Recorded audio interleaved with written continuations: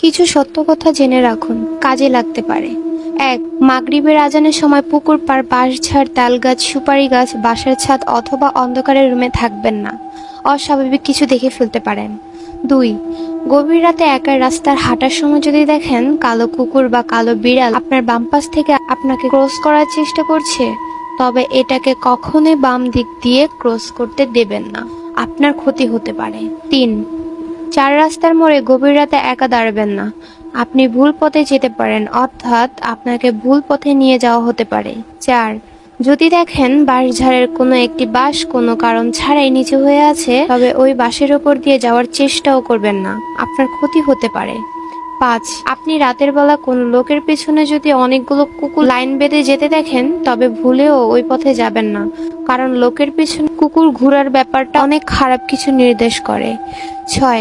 ঘুম ভাঙার পর যদি আপনার মনে হয় রুমে অদৃশ্য কেউ একজন আছে, তবে সাহসিকতার সাথে বিষয়টা অবহেলা করুন আর চুপচাপ রুম থেকে বেরিয়ে যান। 7. রাতে কেউ যদি আপনার নাম ধরে ডাকে, তবে ওই ডাকে সাড়া দিয়ে বাইরে যাবেন না। যদি যান তো আর নাও ফিরে আসতে পারেন।